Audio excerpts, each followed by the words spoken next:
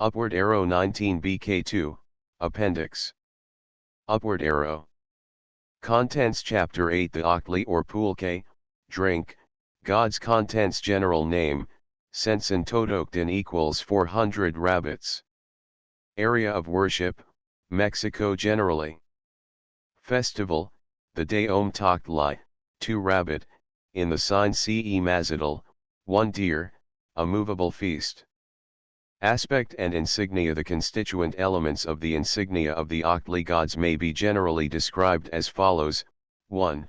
A two-colored face painting, the front half of the facial profile, i.e. the middle part of the face, being painted red in its entire length, both sides at the temples black, or dark green, or else black with longish yellow spots. 2. A nasal plate, handle-shaped, the ends involuted outwardly, or crescent-shaped, the golden huaxtec nose ornament, yakametsli. It is usually marked on all articles dedicated to the Akli gods. 3. A four-cornered ear pendant, which agrees substantially with that of the rain god.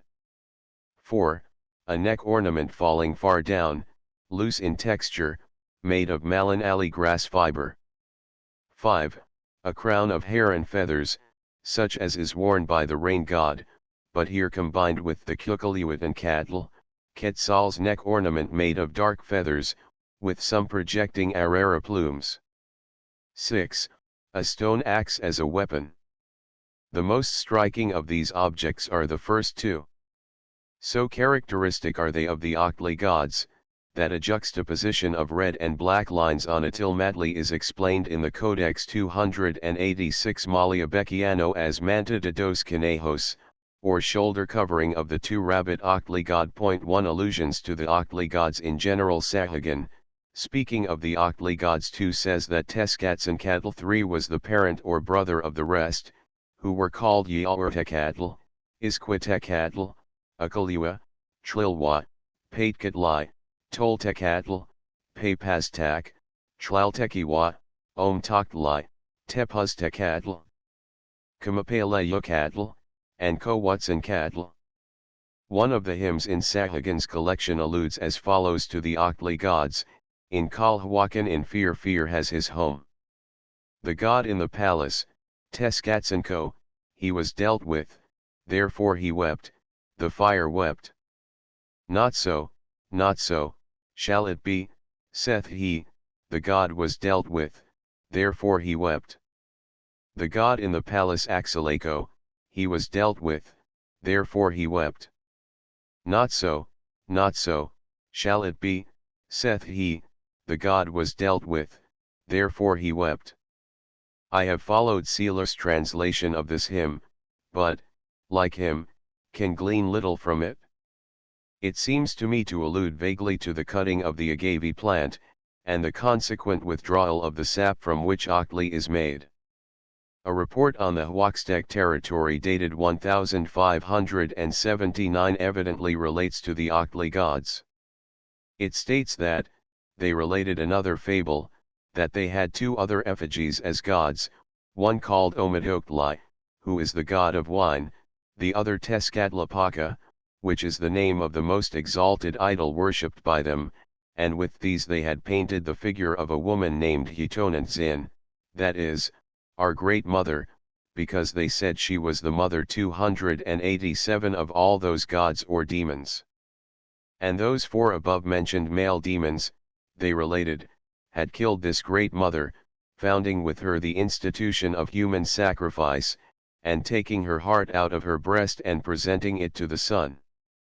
Similarly, they related that the idol Tezcatlipoca had killed the god of wine with his consent and concurrence, giving out that in this way he gave him eternal life, and that if he did not die, all persons drinking wine must die, but that the death of this Omedoktli was only like the sleep of one drunk, that he afterwards recovered and again became fresh and well. Festival. The principal festival of the Akli gods was Om Taktli, 2 rabbit, and this calendrical name became in a measure deified as a separate god, who was the same as Tepoztecatl. 4 Sahagan says of this festival, in the sign Ce Macatl, On the second day called Omtoktli, they made a great feast to the god Isquitekatl, who is the second god of wine, and not only to him, but to all the gods of wine, who were very numerous. They ornamented his image in the temple, offered him food, and made songs and played on instruments in his presence. They placed a great jar of Akli in the court of the temple, and whoever wished drank from it. The duty of replenishing the jar was given to the men who cut the maguey. They carried to the house of the god the first fruits of the first sap, which they drew from it. Nature and status in general. When a man was intoxicated with the native Mexican drink of Akli, a liquor made from the juice of the agave americana, he was believed to be under the influence of a god or spirit. The commonest form under which the drink god was worshipped was the rabbit, that animal being considered 288 as utterly devoid of sense. This particular divinity was known as Ometeotli. The scale of debauchery which it was desired to reach was indicated by the number of rabbits worshipped, the highest number, 400, representing the most extreme degree of intoxication. The chief Akli gods apart from these were Patekatl and Tekechmeko Uriani.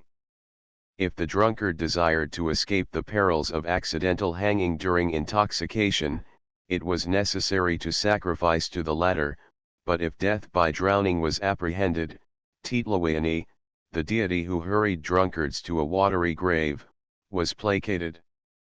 If the debauchee wished his punishment not to exceed a headache, Quatlapanki, the head splitter, was sacrificed to, or else Papastak, the nerveless. Each trade or profession had its own Ometeotli, but for the aristocracy there was one only of these gods, Quetzalcoatl, a name signifying he who has grandparents. Several of these drink gods had names which connected them with various localities. For example, Tepoztecatl was the Akli god of Tepoztlan. The calendar day Ometeotli, which means to rabbit, because of the symbol which accompanied it, was under the special protection of these gods, and the Mexicans believed that anyone born on that day was almost inevitably doomed to become a drunkard. All the Akli gods were closely associated with the soil and with the earth goddess. After the Indians had harvested their maize they drank to intoxication, and invoked one or other of these gods.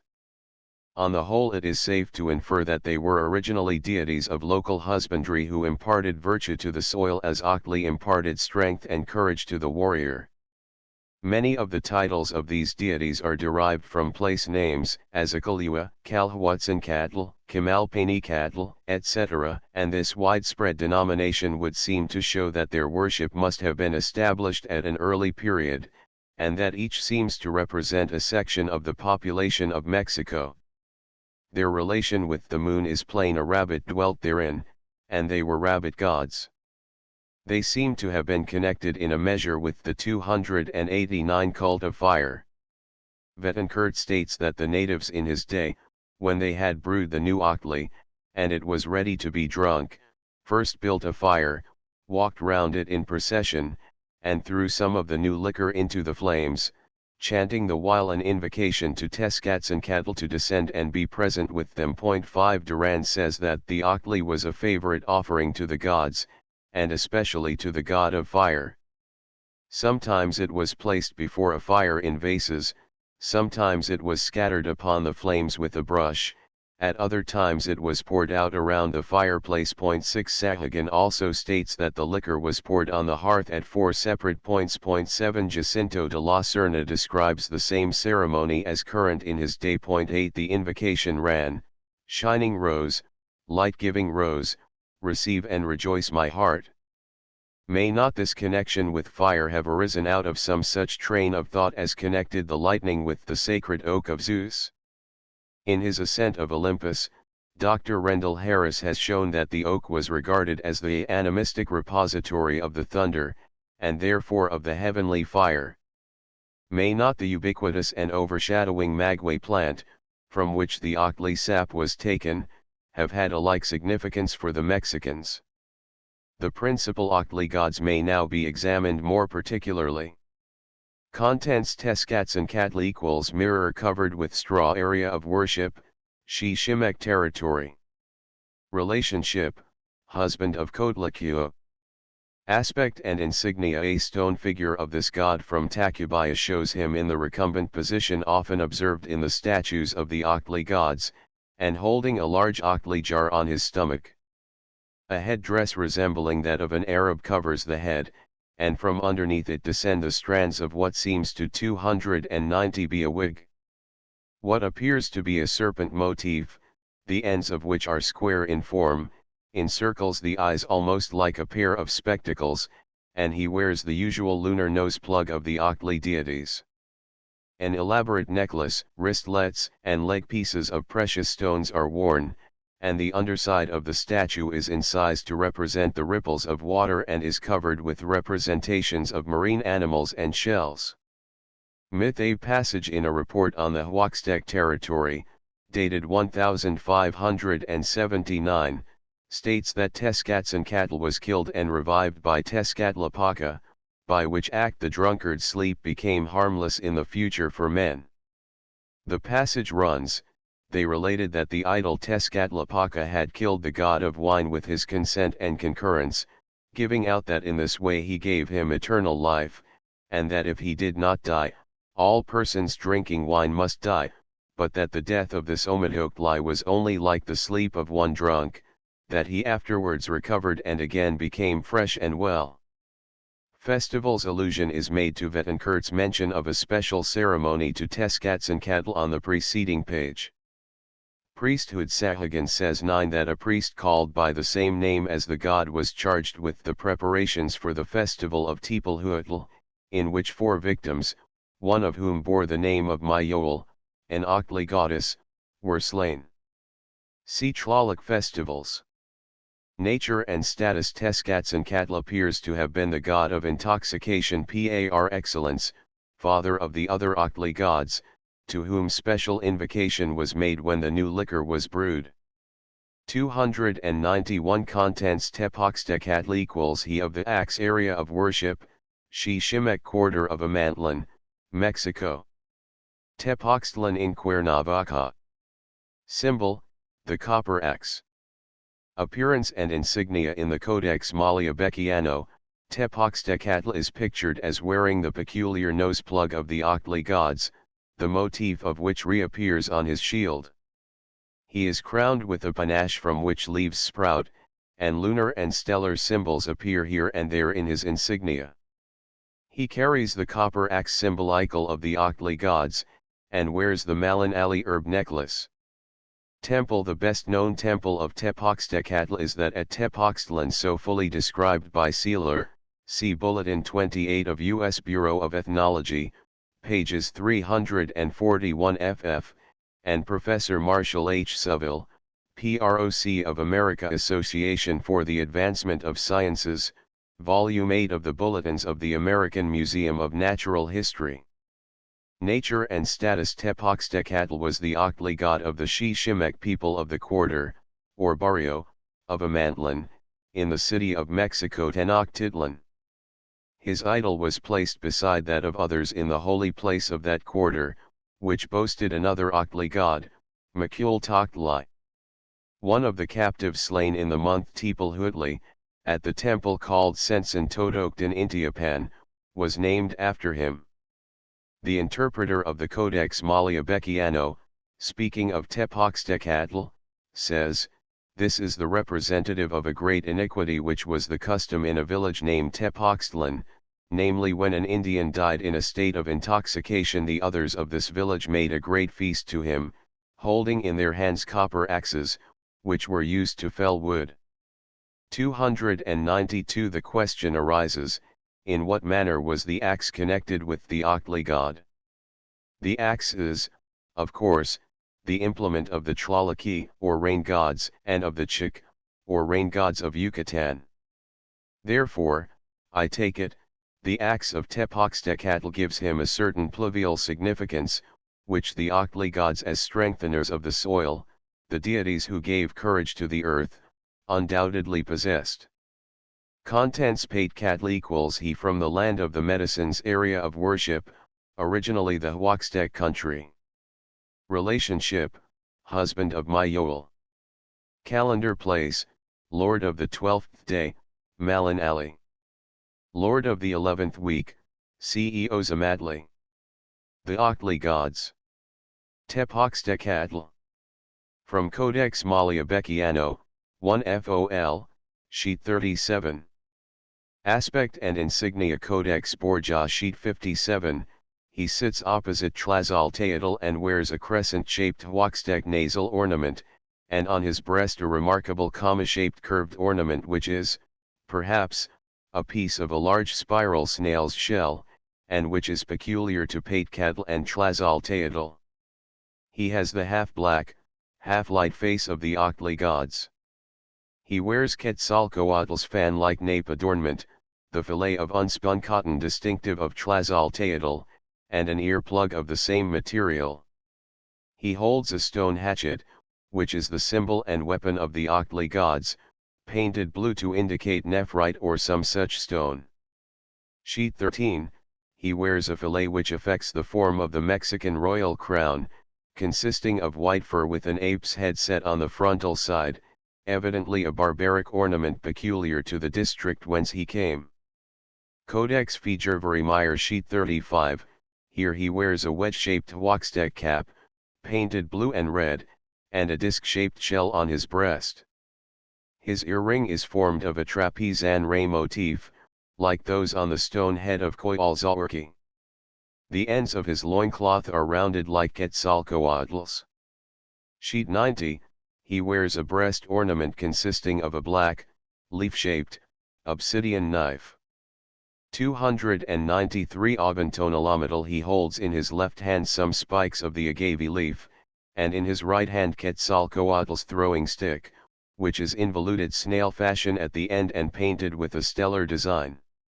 An eagle and jaguar stand before him holding paper flags, these symbols of the warrior signifying the courage-giving nature of Octli drink. They are in sacrificial array, with the sacrificial cord round their necks and the sacrificial flag in their claws. The half-night and half-day symbol is above them, signifying the time of the Octli orgies. Codex Malayabeciano instead of the stone axe he holds in his hand Quetzalcoatl's throwing stick, and also wears his shell breastplate. The Octli gods. Paitcatl with Octli emblems. From Codex Borbonicus, sheet 11. Myths. The interpreter of the Codex Vaticanus A says, Paitcatl was the husband of Mayagil, Mayol, the woman with 400 breasts, who was metamorphosed into the magui plant or vine, and was properly the root which they put into the water or wine which distills from the magui in order to make it ferment.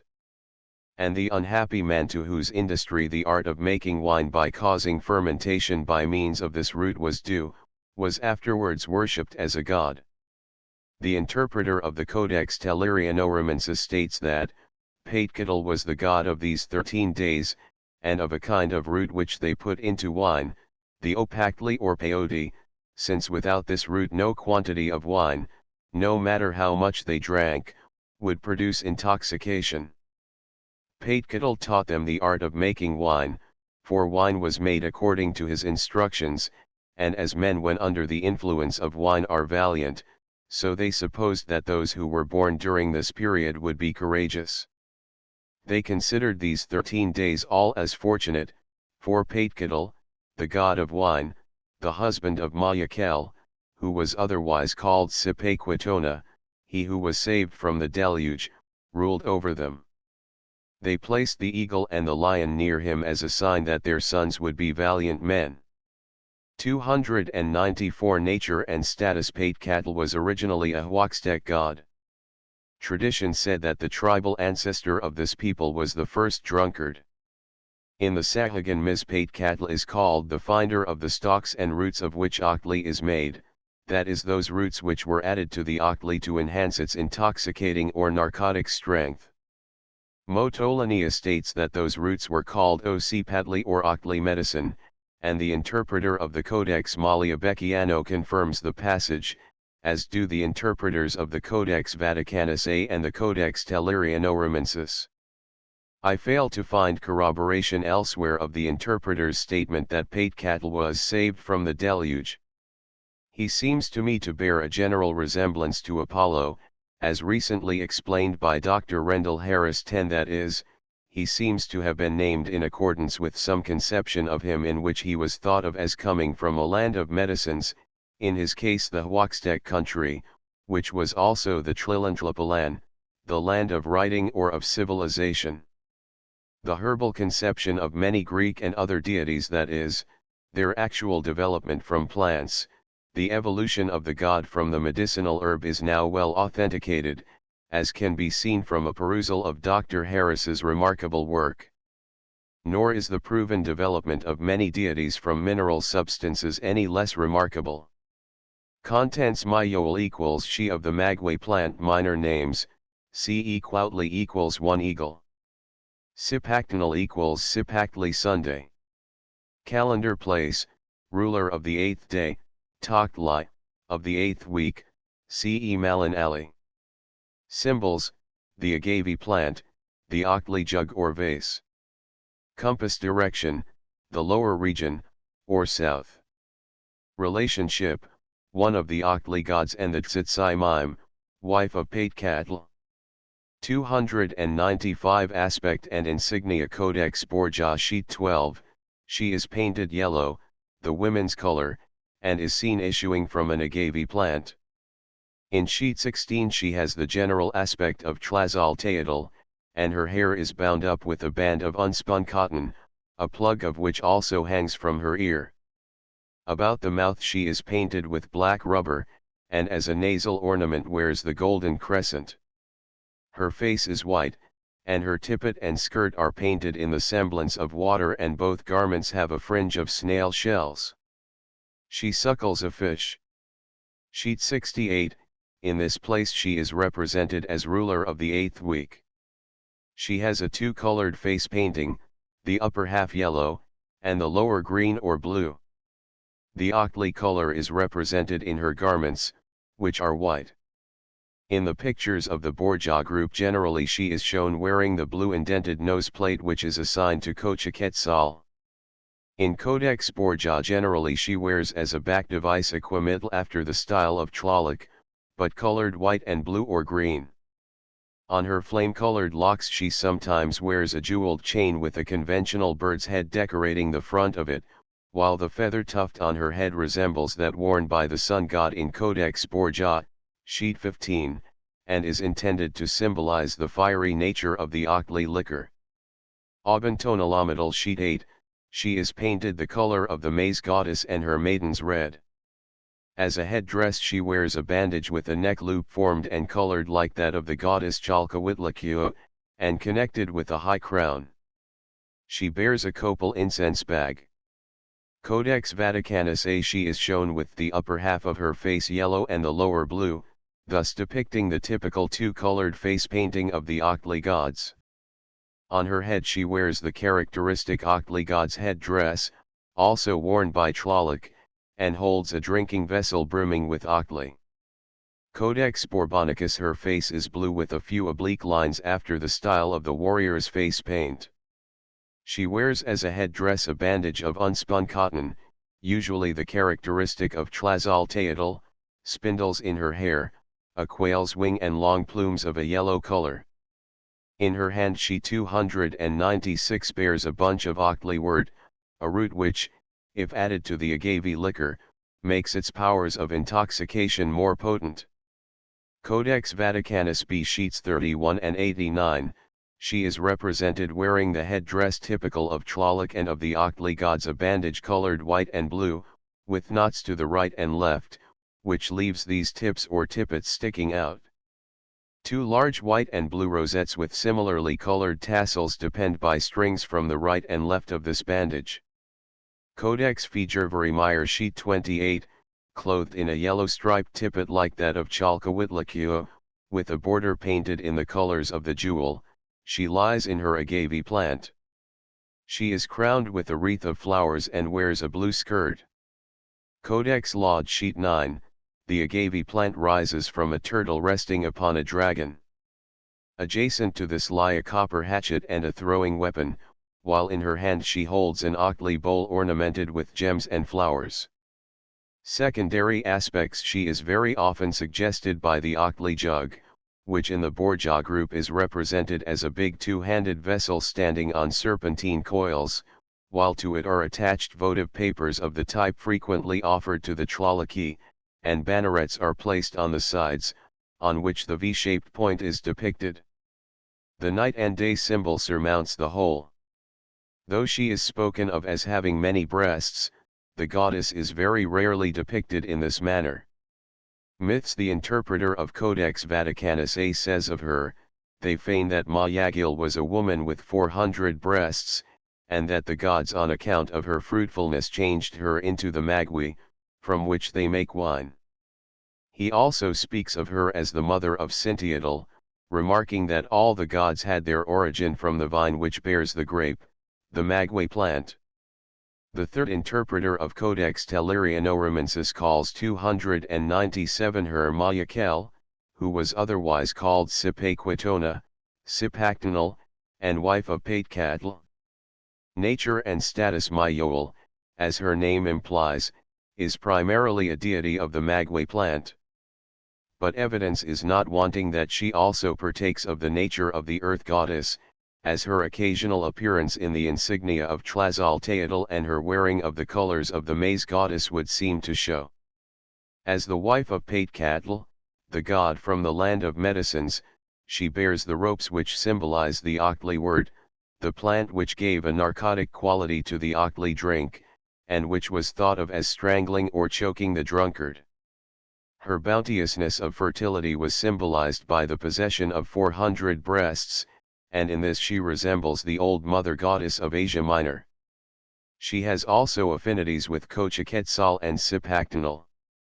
Contents: Totol Tecatl equals he of Tolan relationship, one of the Ockley gods. Aspect and insignia: Sahagan Ms, Biblioteca del Palacio. The deity wears a paper crown surmounted by a panache of hair and feathers and a nose plug like that worn by the other Ockley gods. His wig or hair falls over his shoulders.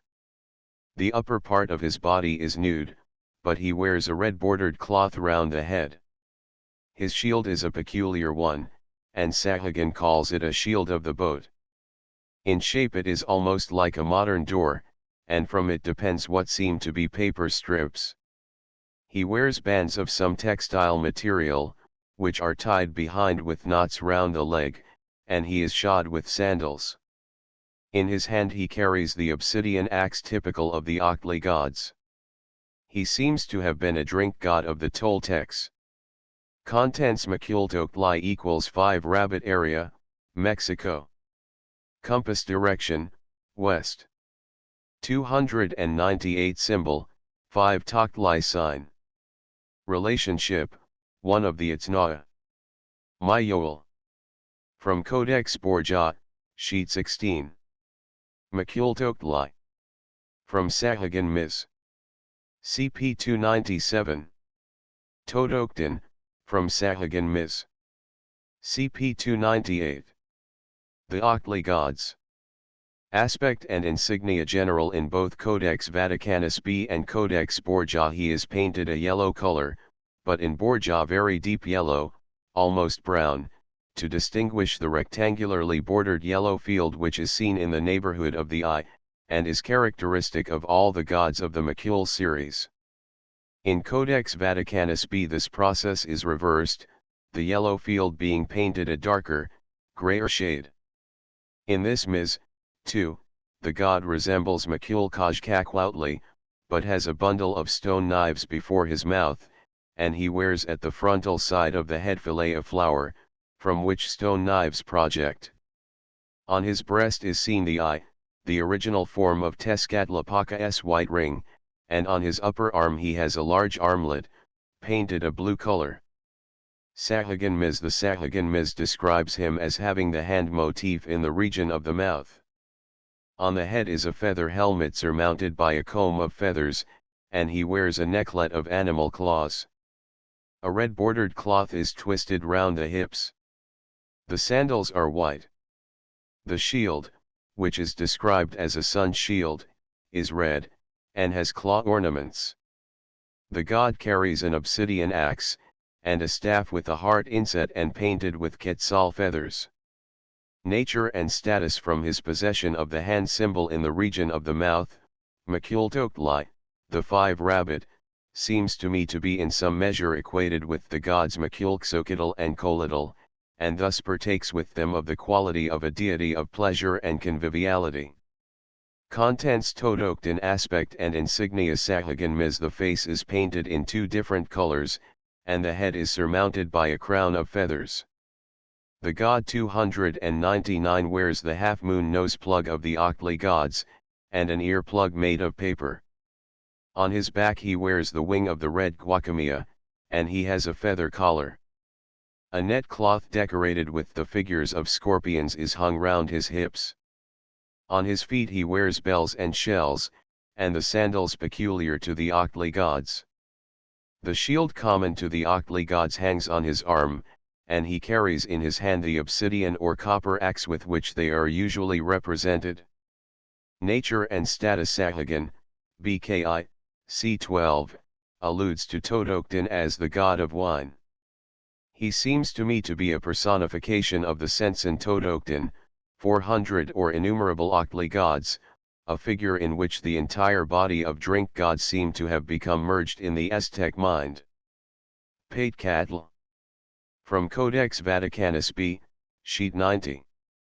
Totoltecatl. From Sahagan Miz. Tomi Awarchi Kudli. From Sahagan Miz. The Oktli gods. Contents Tomi Awarchi Kudli equals Lord of the Maize Flower aspect and insignia Sahagan Miz. The god is painted black and on his face is a plaster of salvia chia. He wears a crown of paper and another of hair and feathers, variegated with plumes of the quetzal. Around his shoulders is cast a band of paper, and his loincloth is of the same material. On his feet he wears shells and white sandals. His shield is decorated with a water rose, and in his hand he bears a rush staff. Nature and status. This god was connected with the flowering of the maize, on which occasion, during the month Tepalhuatl, Oktli was drunk and his festival celebrated. See Sahagan, Appendix to BK2. 301 The locus clas sikus for representations of the Oktli gods is the Codex Malia-Becchiano, which presents a most valuable series of them, pages 49 to 59. Upward arrow 2 BKI, CXXII. Upward arrow 3 Mirror covered with straw. Upward arrow 4 C Sealer, Temple Pyramid of Tepoztlan, Bulletin 28, U.S. Bureau of Ethnology, p. 349. Upward arrow 5 Teatro Mexicana, Tom. I. Upward arrow 6 History de los Indios, Tom.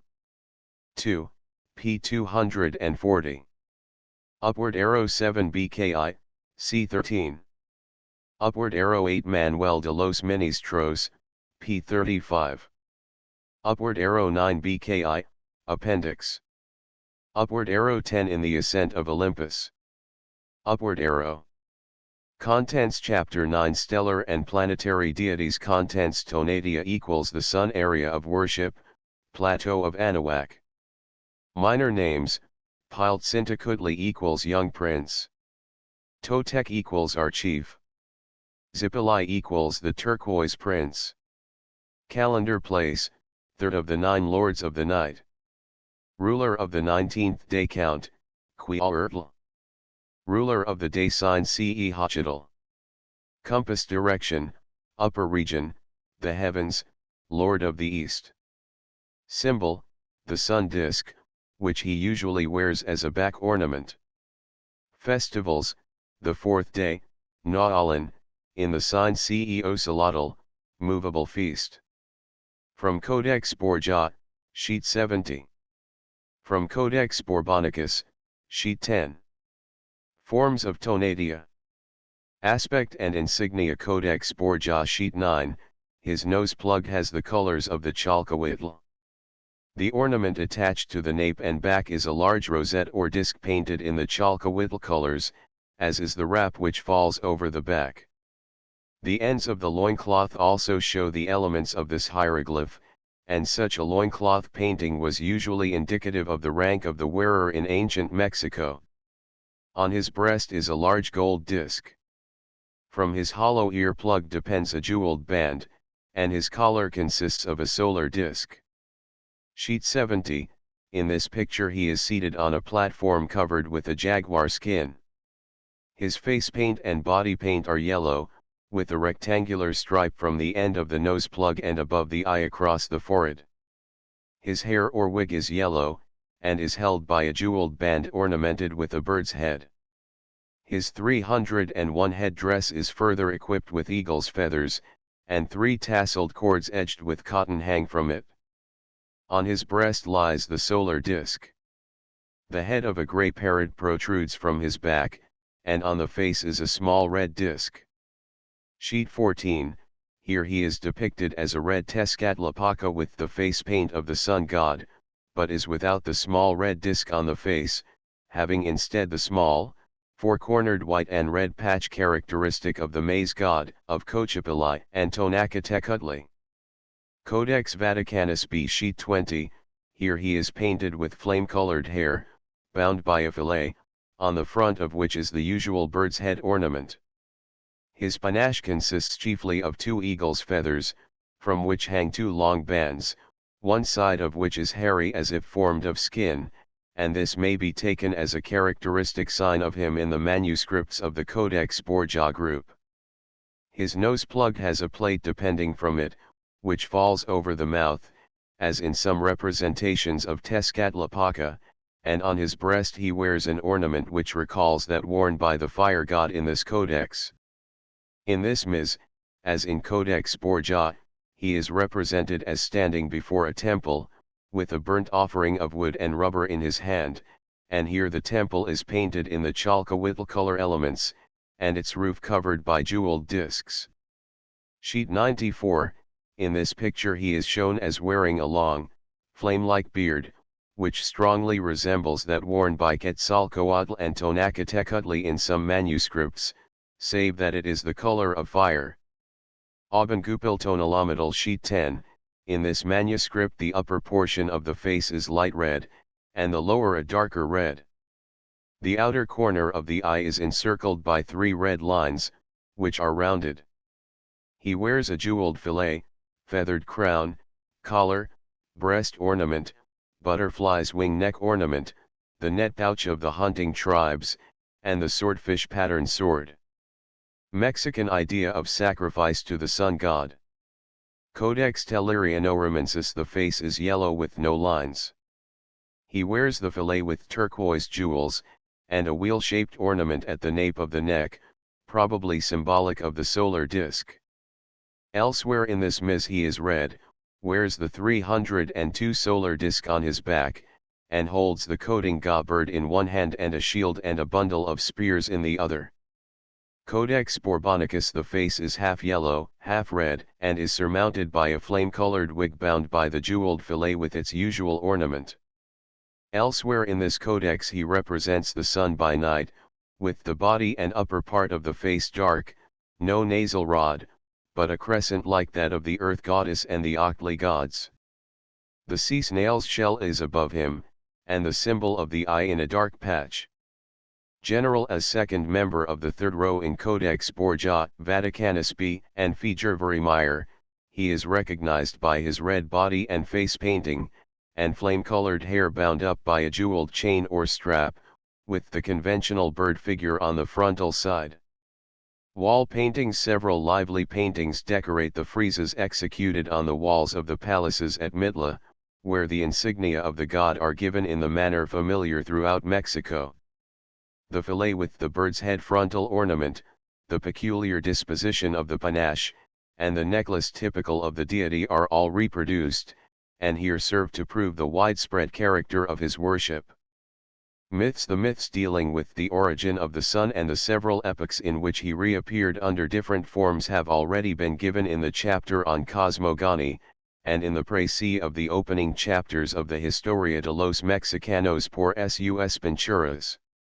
The myths relating to his paradise have also been dealt with in that chapter. The interpreter of the Codex Vaticanus A says, "It was Tonatia, they affirm, who conducted to heaven the souls of those alone who died in war, and on this account they paint him with these arms in his hands.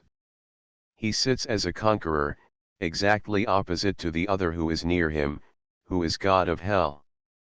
They allege that the cause of winter being 303 so disagreeable is the absence of the sun, and that summer is delightful on account of its presence, and that the return of the sun from our zenith is nothing more than the approach of their god to confer his favors on them. Festivals. Naualin. One of the feasts of the sun god was held at the ceremony known as Naualin, the four motions, alluding to the quivering appearance of the sun's rays, in the Quauquautinchen, House of the Eagles, an armory set apart for the military order of that name. The warriors gathered in this hall for the purpose of dispatching a messenger to their lord the sun. High up on the wall of the principal court was a great symbolic representation of the orb, painted upon a brightly colored cotton hanging. Before this copal and other fragrant gums and spices were burned 4 times a day. The victim, a war captive, was placed at the foot of a long staircase leading up to the stone on which he was to be sacrificed. He was clothed in red striped with white and wore white plumes in his hair, colors symbolical of the sun, while he bore a staff decorated with feathers and a shield covered with tufts of cotton. He also carried a bundle of eagle's feathers and some paint on his shoulders, to enable the sun, to whom he was the emissary, to paint his face. He was then addressed by the officiating priest in the following terms: "Sir, we pray you go to our God the sun, and greet him on our behalf. Tell him that his sons and warriors and chiefs and those who remain here beg of him to remember them and to favor them from that place where he is, and to receive this small offering which we send him. Give him the staff to help him on his journey, and this shield for his defense, and all the rest that you have in this bundle." The victim, having undertaken to carry the message to the sun god, was then dispatched upon his long journey. Acatl or Toxia Hilpilia. This great solar festival was celebrated once in 52 years only, and signified the binding of the years, the end of the solar cycle, when, it was believed, the old sun died and a new luminary 304 would take its place, or the world would be plunged into darkness. Says Clavigero, Forms of Tonatia. From a wall painting at Mitla. Mexican idea of the moon. Metzli, the moon god. From the Codex Fijrveri Meyer, sheet 24. Planetary deities. The festival, which was celebrated every 52 years, was by far the most splendid and most solemn, not only among the Mexicans, but likewise among all the nations of that empire, or who were neighboring to it. On the last night of their century, they extinguished the fire of all the temples and houses, and broke their vessels, earthen pots, and other kitchen utensils, preparing themselves in this manner for the end of the world, which at the termination of each century they expected with terror. The priests, clothed in various dresses and ensigns of their gods and accompanied by a vast crowd of people, issued from the temples out of the city, directing their way towards the mountain Huixachtla, near to the city of Ixtapalapan, upwards of 6 miles distant from the capital. They regulated their journey in some measure by observation of the stars, in order that they might arrive at the mountain a little before midnight, on the top of which the new fire was to be kindled. In the meantime the people remained in the utmost suspense and solicitude, hoping on the one hand to find from the new fire a new century granted to mankind, and fearing on the other hand the total destruction of mankind if the fire by divine interference should not be permitted to kindle. Husbands covered the faces of their pregnant wives with the leaves of the aloe, and shut them up in granaries, because they were afraid that they would be converted into wild beasts and would devour them. They also covered the faces of children in that way, and did not allow them to sleep, to prevent their being transformed into mice. All those who did not go out with the priests mounted upon terraces, to observe from thence the event of the ceremony. The office of kindling the fire on this occasion belonged exclusively to a priest of Copilco, one of the districts of the city. The instruments for this purpose were, as we have already mentioned, 2 pieces of wood, and the place on which the fire was produced from them was the breast of some brave prisoner whom they sacrificed. As soon as the fire was 305 kindled, they all at once exclaimed with joy, and a great fire was made on the mountain that it might be seen from afar, in which they afterwards burned the victim whom they had sacrificed. Immediately they took up portions of the sacred fire and strove with each other who should carry it most speedily to their houses. The priests carried it to the greater temple of Mexico, from whence all the inhabitants of that capital were supplied with it. During the 13 days which followed the renewal of the fire, which were the intercalary days, interposed between the past and ensuing century to adjust the year with the course of the sun, they employed themselves in repairing and whitening the public and private buildings, and in furnishing themselves with new dresses and domestic utensils, in order that everything might be new, or at least appear to be so, upon the commencement of the new century. On the first day of that year and of that century, which, as we have already mentioned, corresponded to the 26th of February, for no person was it lawful to taste water before midday. At that hour the sacrifices began, the number of which was suited to the grandeur of the festival. Every place resounded with the voice of gladness and mutual congratulations on account of the new century which heaven had granted to them. The illuminations made during the first nights were extremely magnificent, their ornaments of dress, entertainments, dances, and public games were superiorly solemn. One nature and status in my view the sun god Piltzintecuhtli is merely a personification of Tonatiuh, the sun. As has already been said, solar worship in Mexico seems to have been developed at a comparatively late period. In the myths regarding the origin of the sun given by Olmos and Sahagun, it is clear that he is regarded more as a luminary than as a god. The name Tonatiuh, indeed, means nothing more than sun, and although one of the sacrificed gods was believed to have 306 given him life, and he afterwards acts as a living being, he does not seem to possess the same qualities of personality as his later form, Piltzintecuhtli. The expression Tonatiuh seems to have been regarded as a divine place name, a paradise to which those warriors fared who died in battle. Tonatiuh was known as the Teotl, that is as the god par excellence, but this does not by any means imply that the Mexicans regarded him as the highest form of deity known to them. I think it rather means that the priests, having arrived at the conclusion that the tonalametal and the calendar hinged, so to speak, upon the solar periods, came very naturally to regard the sun as the center or hub of the intricate system which they had built up through generations. The very name Teotl, too, shows that, in later times at least, the sun was regarded as a deity, perhaps because he occupied the vault of the sky where the gods live.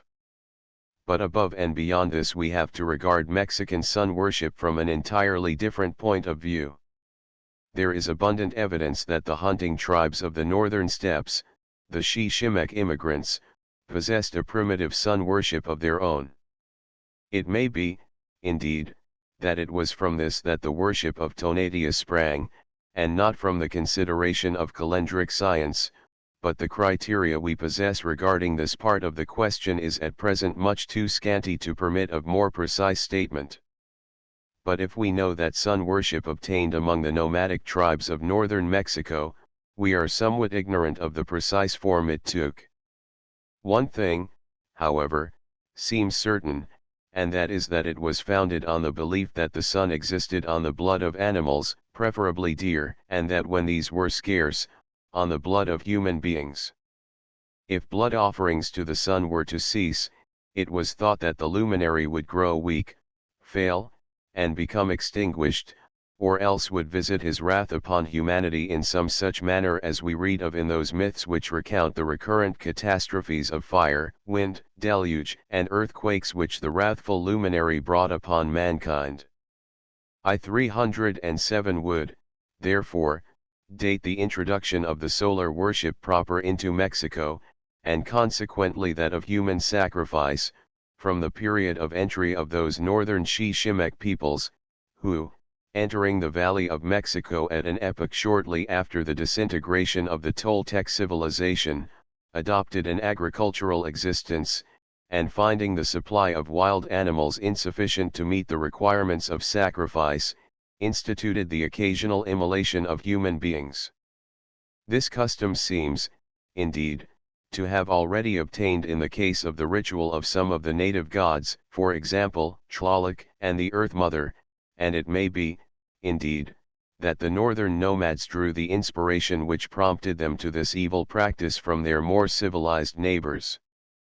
But it is even more probable that, as the various Mexican peoples were for the most part of cognate origin and contiguous civilization, the practice of human sacrifice had been common to all of them in a more or less modified form for some generations, and only received an impetus after the Xiximec immigration.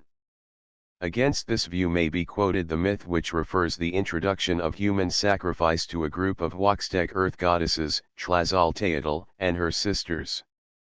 But it seems to me that this Maya people were by no means so prone to the custom, and that in this instance Tlazalteotl has been confounded with some of her Mexican forms.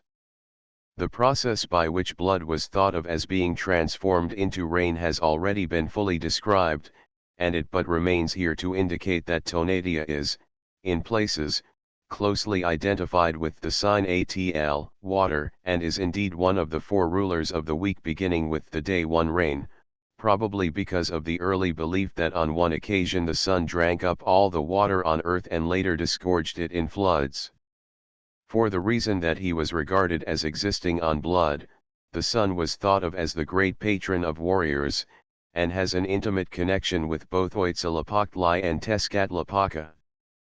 But if we seek for evidence which would seem to exalt him above the greater gods in Mexico, and place him in a central and preeminent position in the pantheon, 308 we will be disappointed. 2 At the same time we must recollect that the two deities just mentioned, and even Quetzalcoatl in a measure, possessed a solar connection, and in the offering of the hearts of all victims to his glowing face we may probably see a survival or a reminiscence from a period when he was perhaps the central figure in the pantheon of the Xiximec nomads. There is also plenty of evidence that the sun must be classed with Xiuhchicutli and the other gods of fire, as is shown by the great fire festival which took place every 52 years.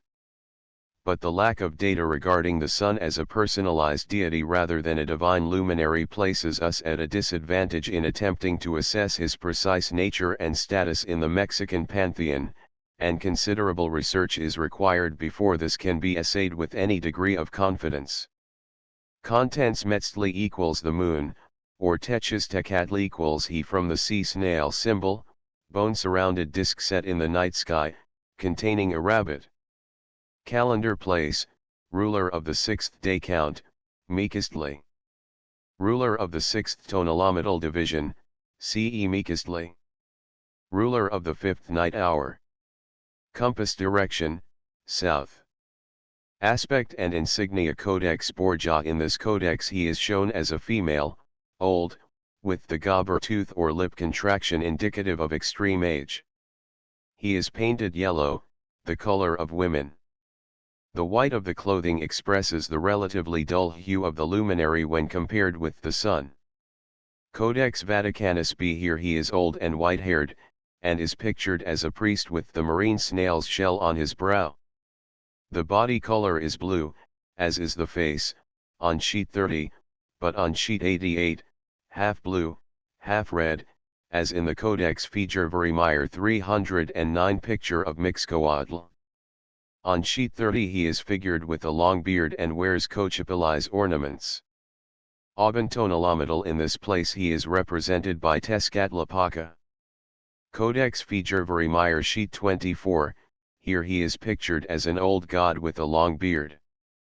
The body color is blue, and the face half blue, half red, like that of Colitl in the same MS. He wears the sea snail shell on his fillet. Myths. The principal myths relating to the origin of the moon god have already been given in the chapter on cosmogony. The interpreter of the Codex Vaticanus A states that, they believed that the moon presided over human generation, and accordingly they always put it by the side of the sun. They placed on its head a sea snail, to denote that in the same way as this marine animal creeps from its integument or shell, so man comes from his mother's womb. The interpreter of the Codex Telluriano-Romanensis says, Mestli was otherwise named Tezcatl, because in the same way that a snail creeps from its shell, so man proceeds from his mother's womb. They placed the moon opposite to the sun, because its course continually crosses his, and they believed it to be the cause of human generation. Nature and status. Tezcatl is the man in the moon, the spirit who dwells in or animates the luminary of night. He is frequently depicted as an old man or priest, with staff in hand, and is the wizard, or Naali, who lurks within the moon cave, or house, for so the moon seems to have appeared to the Mexicans. It seems also to have been regarded or symbolized as a snail shell, and it is probable that the curved shape of it in its earliest phase, no less than its gradual growth, brought about this conception. This in turn created the train of thought which resulted in its being regarded as the symbol of conception and birth, its growth and gradual rotundity, as 310, well as its symbolic connection with the snail assisting the idea.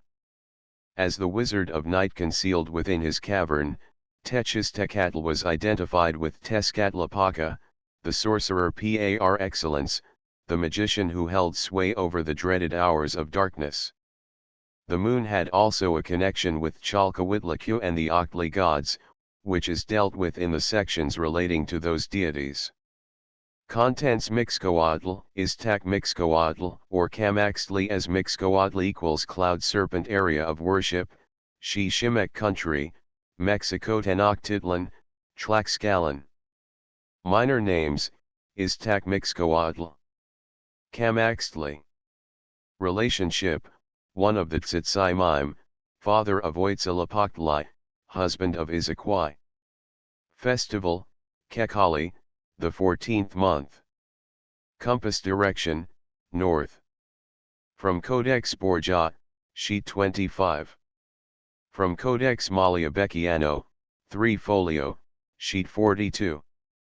Forms of Mixcoatl. Aspect and insignia. Codex Vaticanus B sheet 25, in this manuscript Mixcoatl's almost nude body is striped with white, as in the case of some of the stellar deities, and he has the half-mask stellar face painting about the eye. His hair curls up above the brow, is covered with downy white feathers, and he wears a forked hair and feather tuft on the head.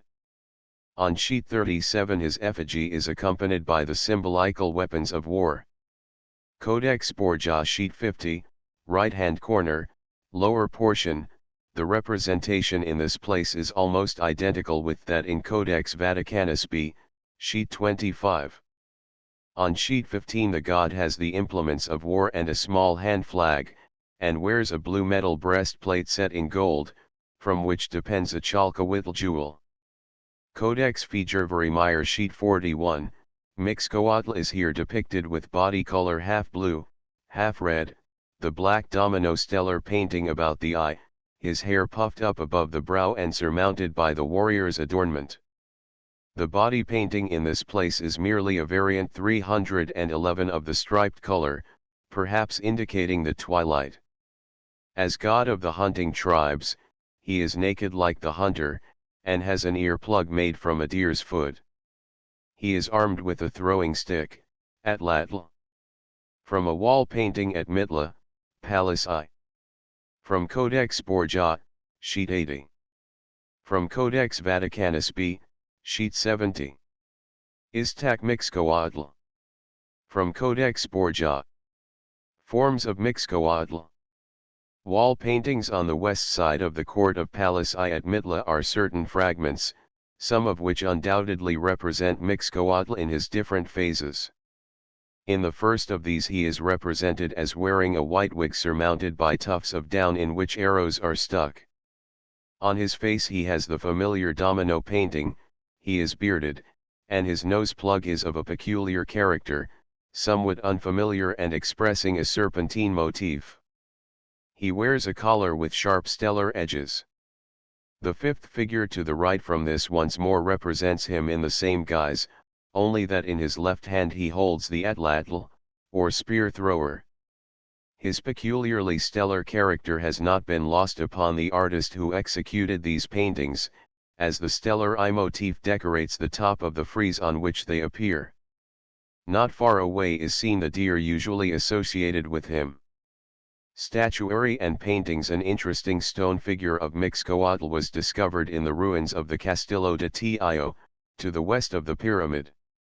It is made of sandstone, and the frontal aspect shows the god wearing a high panache of feathers, a headdress flanked by tufts or puffings of some textile material from which feathers depend, and an elaborate necklace.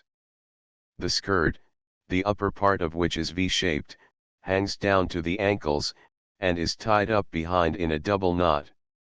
In his left hand he carries the bag which holds obsidian arrowheads, his invariable symbol, and in the right the S-formed lightning symbol, with which he is often represented, as in the Codex Magliabechiano.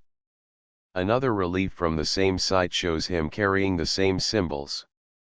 His hair is decorated with feather balls, as in the Codex Magliabechiano and Durant's 312 illustration. In a painting from Tio Pancacso he wears a peculiar headdress from which falls behind a large panache of feathers, and which seems to be decorated with down. A horizontal band crosses the face beneath the eye and covers the whole of the nose. In one hand he carries the lightning symbol, from which spring serpentine streaks of lightning, and in the other a small shield like a sunflower and 3 arrows with blunt ends. Contents as Iztac Mixcoatl equals white cloud serpent. Minor names, Ceecatl equals 1 wind. Relationship, husband of Ilanquai and progenitor of the Zelhwa national ancestors, Tenach, Ulmacatl, Zakalancatl, Mixtecatl, Odamitl. Husband of a second wife, Kamamitl, by whom he had a son, Quetzalcoatl. Compass direction, upper region. Aspect and insignia. Codex Fejerveri sheet 32, he has the head of a deer. He carries for a staff the neck of a long-billed, white bird, a heron. Before him stands a dish containing an eye and a feather ornament, reproducing in form and color the warrior's forked hair and feather adornment. Sheet 6, he is painted a yellow color, thin and with wrinkled skin, his face looking out of the open throat of a bird, which has a feather crest curling up and a variegated rosette on its beak. In one hand he holds a bone dagger, in the other a staff tied round with a white fringed cloth. As hieroglyph is shown beside him the De Ceecatl, 1 wind. Codex Borgia sheet 60, here he is represented as having hair and feather hair and beard, and a ring-shaped appendage below the upper lip indicative of age. He is dressed as a priest, with tobacco calabash on back and red patch on temple.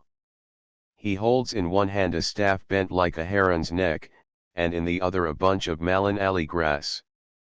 Sheet 24, the representation here is almost identical, except that the staff has a heron's head and that a bone piercer 313 is worn behind the ear.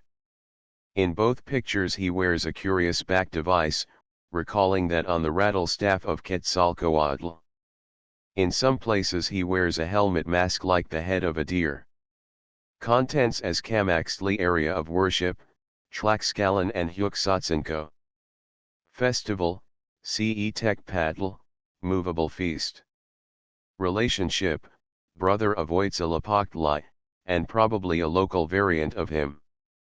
Aspect and insignia: face paint: he wears the domino face paint, like Huitzilopochtli and Mixcoatl, and a nose plug. The body is striped with red and white, in which circumstance he agrees with Mixcoatl and Tlahuriscalpantecutli, the morning star. He wears a headdress seemingly of feathers, and in Duran his hair is long and he wears a knitted loincloth. A dead rabbit, or its skin, is slung across his breast. In the Humboldt Ms. Roy. Lib of Berlin, his headdress perhaps represents the symbol of hieroglyphic expression for the phrase atl tlachinoli, water and fire, used in the sense of war. Weapons, etc. He carries the atlatl, or spear thrower, and net bag of the wild hunting tribes, bow and arrows, sometimes tipped with down, also a bag or pouch, in which he carries his arrowheads of obsidian. Like Mixcoatl, he is sometimes clothed in the device of the two-headed deer, in which he went to war. Myths: Mixcoatl has already been alluded to in the précis of the early chapters of the Historia de los Mexicanos por sus Pinturas given in the chapter on cosmogony, where the circumstances of his birth are touched upon. In chapter X of the same work he is identified with Amimetal, another Shishimic deity, seemingly without reason. The Annals de Cuautitlan speaks of him as one of the three who sought 314 the hearthstone, and as one of the priests of the fire god.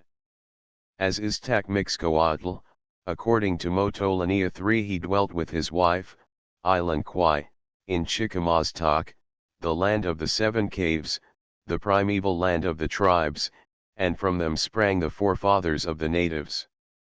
By a second wife, Camametal, he begot the god Quetzalcoatl.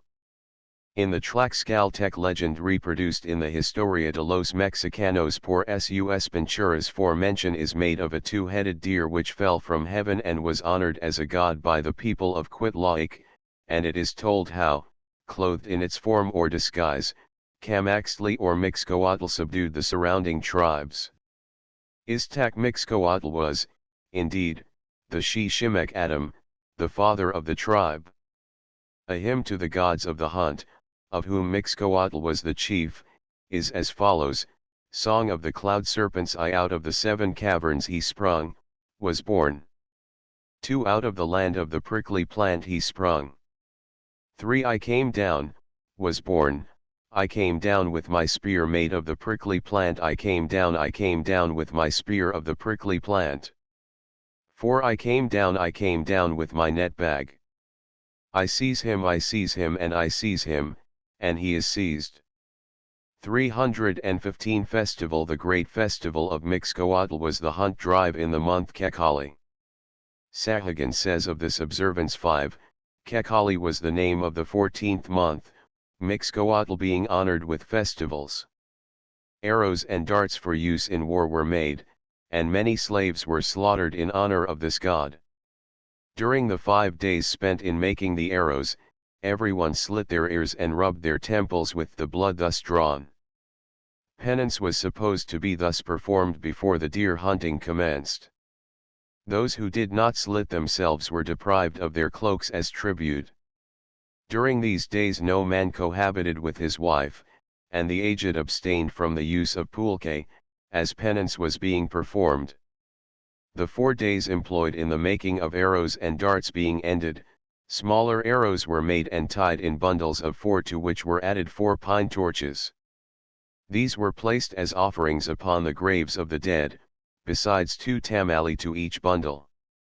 These remained for a day upon the tombs and were then burned during the night, other ceremonies being held as well in honor of the dead.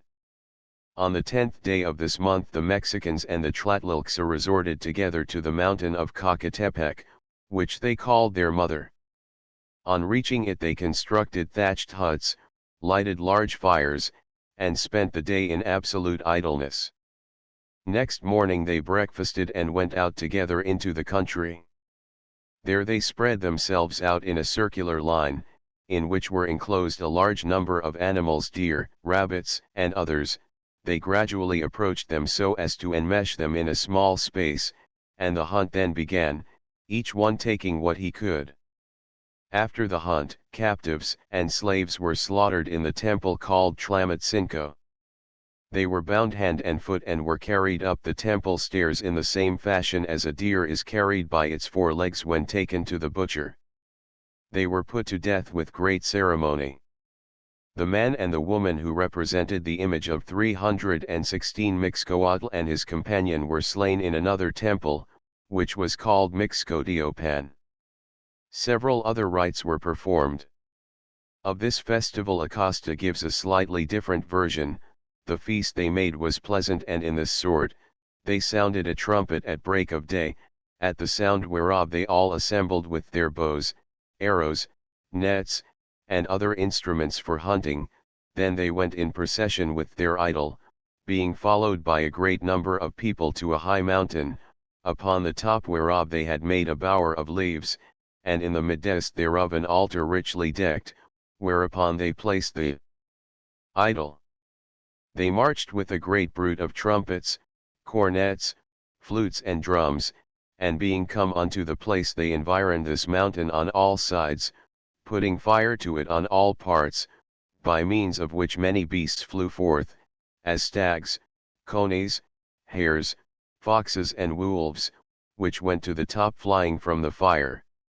These hunters followed after with great cries and noise of divers instruments, hunting them to the top before the idol, whither flew such a great number of beasts, in so great a press, that they leaped one upon another, upon the people, and upon the altar, wherein they took great delight. Then took they a great number of these beasts, and sacrificed them before the idol, as stags and other great beasts, pulling out their hearts as they use in the sacrifice of men, and with the like ceremony, which done they took all their prey upon their shoulders, and retired with their idol in the same manner as they came, and entered the city laden with all these things, very joyfully with great store of music, trumpets, and drums until they came to the temple where they placed their idol. With great reverence and solemnity, they presently went to prepare their venison wherewith they made a banquet to all the people, and after dinner they made their plays, representations, and dances before the idol. Temples Mixcoatl's temples in Mexico were the Mixcopanzampantli and the Mixcotiopan. In the first were preserved the heads 317 of the victims sacrificed to the god. The ceremony of Kekali was commenced in the latter. Nature and status Mixcoatl was primarily the great god of the Chichimecs and the Otomis, a god of the wild hunting tribes of the plains to the north. Numbers of these had settled in Mexico City and elsewhere within Anahuac, to which they had carried his worship with them. The tribal legends connected with him seem to imply that he was regarded in one of his phases, that of Iztac Mixcoatl, as the Shishimec Adam or Abraham, and he is even alluded to as the father of Quetzalcoatl and brother of Huitzilopochtli. The probabilities are that he was the god of a section of the Nahua who entered Mexico proper before the advent of the worshippers of Huitzilopochtli, and as he had similar characteristics to the latter deity, he became connected with him in the popular imagination. Mixcoatl seems to me one of that large class of conceptions which recur so frequently in all mythologies, the rain and lightning bearing cloud, which in the mind of the savage takes the form of a great monster, a dragon, or serpent, vomiting fire and discharging water. The name Mixcoatl means cloud serpent and serves to substantiate this conception of him. But in the eyes of a hunting people he came, like other deities of the kind, to be regarded as the great hunter who casts the thunderbolt, the lightning arrow, and therefore as the godlike prototype of the savage sportsman. Mixcoatl's possession of the obsidian arrowhead, which became personified in its papalotl, gives further weight to this idea. Because he partook of the attributes of a sky god, Mixcoatl almost inevitably became identified with the stellar deities dwelling in the heavens above. He is, indeed, chief of the Sensen Mimixco, which has been translated the 400 Northerners, the host of stars to the north of the equator, in contradistinction to the Sensinitzna'a, or 400 southerners, who were scattered by Huitzilopochtli immediately after his birth. But here a question of some difficulty arises.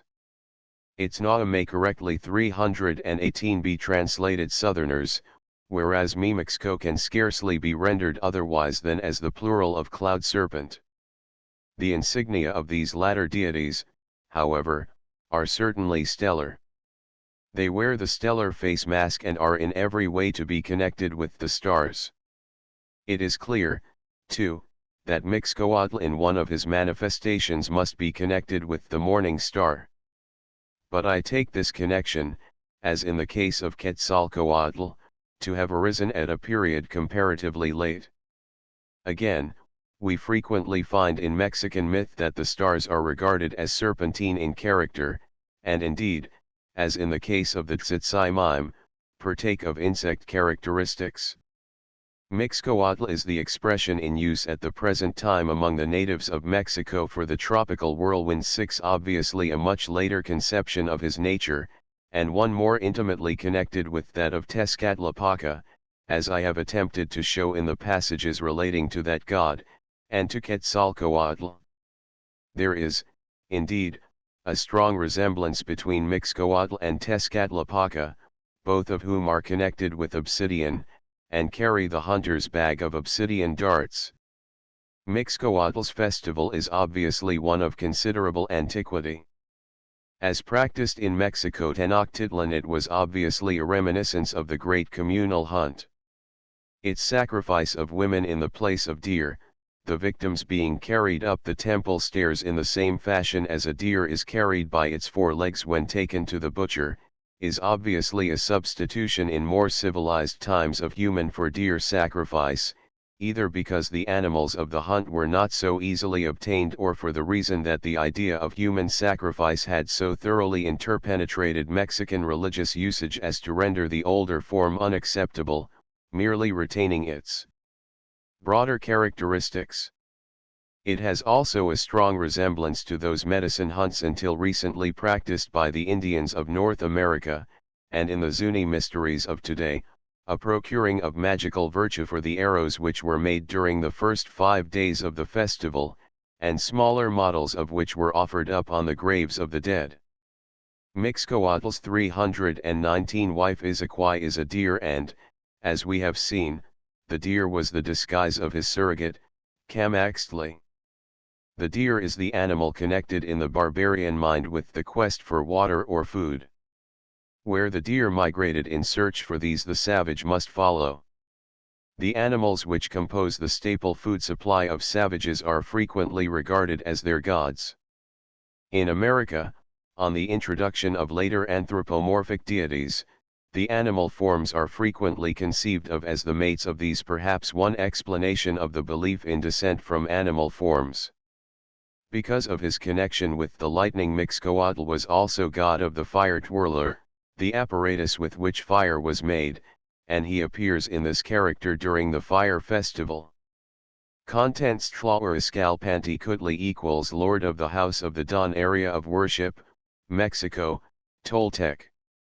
Calendar place, with the fire god, Lord of the 9th week, CE Cotl. 12th of the 13 Lords of the Day hours. Compass direction, west. Relationship, variant of Quetzalcoatl. Aspect and insignia general in the Codex Borgia, sheet 25, he is painted as having a white and red striped body, and the black face with white spotted quincunx peculiar to him in his special form as evening star. The hair is yellow, the locks rising in curls above the brow, and bound by a red fillet. We can probably recognize him in the figure seen in sheet 19 of Codex Vaticanus B, which bears a strong resemblance to that found on sheet 57 of the same Ms, confronting the fire god, but in the first instance he is not shown with the black half-mask painting about the eye. He has, however, the same warlike implements, shield, spears, and atlatl as in Codex Borgia, as well as a pouch for obsidian arrowheads and a small sacrificial flag. He is, however, almost universally represented with a white or white and red striped body and 320 face painting, and the deep black half mask edged with small white circles, which is usually shown in the pictures of Mixcoatl, Painel, and Aitlaw, and which is described as the stellar face painting called darkness. He frequently wears long, tapering oval ornaments attached to red leather thongs in place of the Chalkawitl jewels which so often depend from the dress of the other gods, and the band which supports these has 4 diverging ends terminating in a bunch of feathers, as with Tonatia, Yokoyotl, and Kochipilai. The crown is generally composed of black feathers having white spots, alternating with longer yellow or red plumes. On the breast is seen an ornament like that of Tezcatlipoca. In Codex Borbonicus and Borgia he is accompanied by the insignia of those warriors who died by sacrifice, the blue crown with the 3-cornered frontal plate, the axe-shaped blue ear plug, the blue nose plug, the white paper shoulder tie, and the small blue dog which accompanied the dead man on his way to the region of Mitlan. Tlawariskal Pantikutli piercing Chalkawitlaku. From Codex Borgia, sheet 53. From Codex Vaticanus B, sheet 37. Forms of Tlawariskal Pantikutli. On the 5 sheets of Codex Vaticanus B which indicate the periods of the planet Venus we observe Tlawariskal Pantikutli depicted 5 times, and have thus a most favorable opportunity for studying his various attributes. All of these pictures represent him in the form of the evening star, with the quincunx of white spots on the dark background of his face. He is depicted as half black, half white, the body, upper arms, and knees being black, but the forearms, thighs, and lower part of the legs white and striped with yellow longitudinal lines, like the striping on Huitzilopochtli's body. Under the eye is a motif which recalls the blue snake band round the mouth of Tlaloc, but it is yellow in color, and forms a kind of coil in the middle of the face over the nose. A tassel or other ornament falls from it, the whole recalling certain Maya types. The hair is flame-colored, curls upward, and is bound with the usual fillet studded with white slicings from mussel shells, and the black, white-tipped feathers, previously alluded to, and intermingled with eagle plumes, crown the head. The breast is covered with the white eye-ring, also described above, and which is characteristic 321 of Tezcatlipoca. Accompanying the picture is the emblem of the stellar eye, which in this place is almost certainly intended to depict the planet Venus. The god holds in one hand the atlatl, or spear thrower, and in the other a bundle of darts, to symbolize his nature as a shooting god. Tlawariskal Pantikutli, left, and victim. From Codex Borgia, sheet 19. In those pictures in Codex Borgia where the god is represented as casting his spear at various mythological figures, his insignia is in agreement with that portrayed in Codex Vaticanus B. But of the 5 figures in which he is shown as the spear thrower, in one only is he depicted with white, red striped limbs, the remaining figures being colored green, yellow, brown, and blue. Nor has the face the characteristic painting known as stellar and frequently described on those pages, but is skull-shaped, and represented as swallowing blood and a human heart. He holds, however, the usual spear thrower, shield, hand flag, and the hunter's net bag. The Codex Borgia pictures show, too, the incidence of the god's other attributes, the oval, egg-shaped ornaments and the white-tipped black feathers, which, however, are here considerably shorter, and spread over the crown of the head only. Here also the first of the 5 figures is red striped, the others being blue, red, and yellow, and red striped. Like the figures in Codex Bologna, the first has the head of a skull painted with the face paint of Tlawariskal Pantikutli, with the quincunx of 5 discs on a dark ground. The other 4 figures wear masks, that part of their faces which is visible being colored like the body and having the quincunx of 5 white discs. The second figure wears an owl noil, or mask, the third that of a dog, the fourth a rabbit mask, and the fifth, like the first, a dead man's skull, which, however, is portrayed in its natural color and has no face paint. The owl mask of the second figure and the skull mask of the fifth show that they represent the sequence of 5 periods of the planet Venus, 5 time counts based on its period of visibility, and that, moreover, these figures are to be referred respectively to the compass directions, east, north, west, south, below.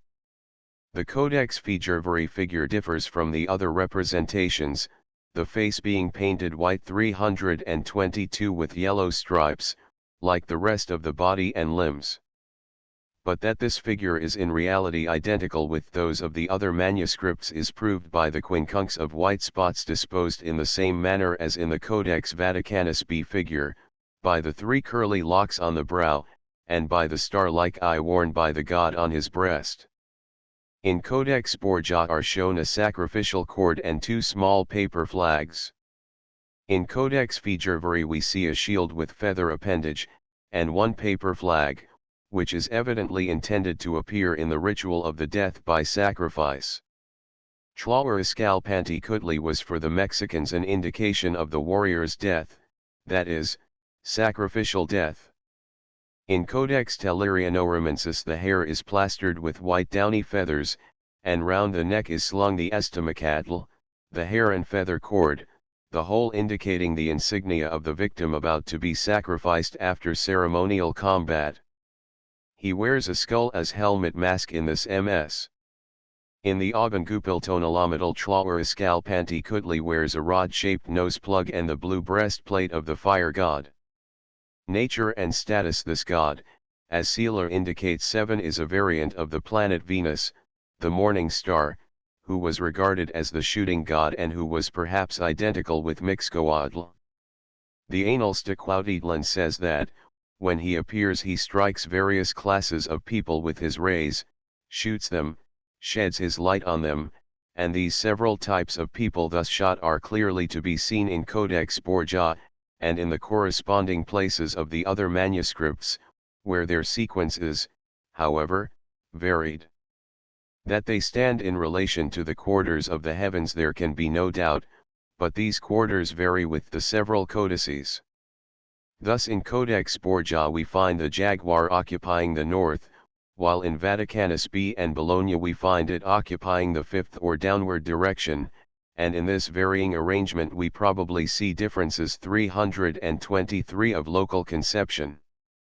The deities or figures at which the god hurled his spear are the jaguar, or Tezcatlipoca, Chalcahuitlacu, the black Tezcatlipoca, probably as Tepealitl, Cintiatl, the Tlatoani, or king, and the Yayatl, or the symbol of war, but these do not agree with the classes of people shot by the god as given by the Analstaquautitlan, which states that in the sign Cipactli he shoots old men and women, in the sign Cotl he shoots the rain, for it will not rain, in the sign Atl, the universal drought, in the sign Acatl, kings and rulers, and in the sign Olin, youths and maidens.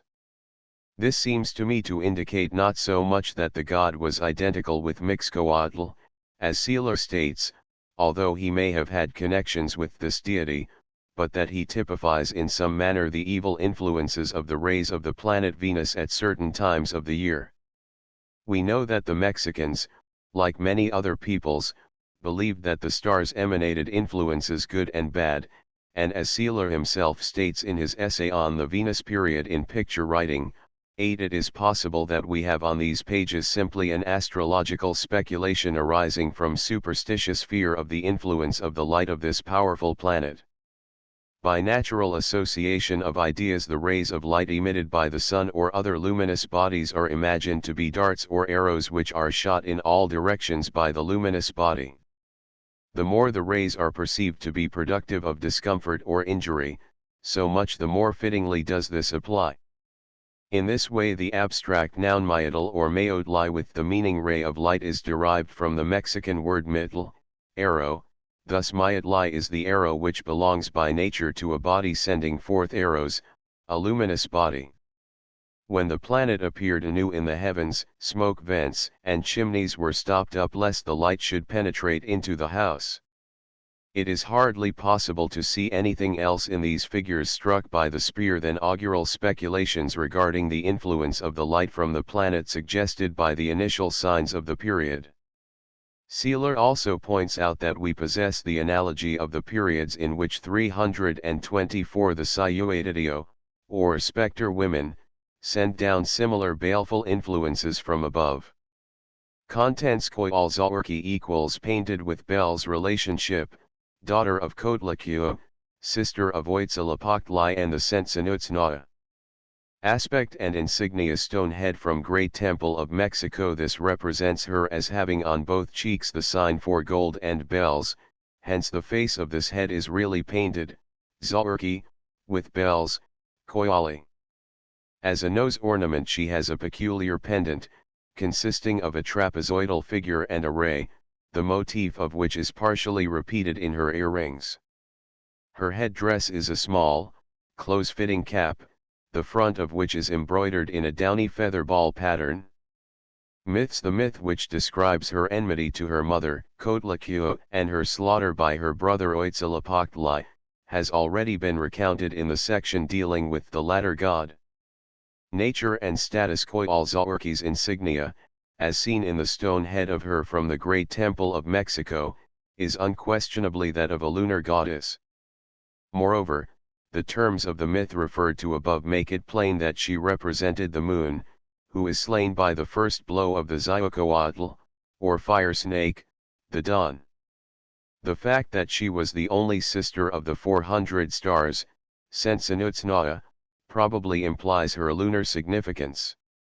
Contents Tsitsimaim equals monsters descending from above. Minor name, Petlakatses Quickway equals upholders of the cane carpet. 325 Aspect and insignia. Certain wall paintings at Mitla afford a good representation of the Tsitsimaim, who are represented as pulling the sun out of his cave by a rope. In this case their character as stellar deities or demons is well exemplified. The face often resembles that of a Deatha's head and the hair is puffed up in wig fashion. In Codex Borgia the Tsitsimaim are represented as female figures with Deatha's heads and jaguar claws.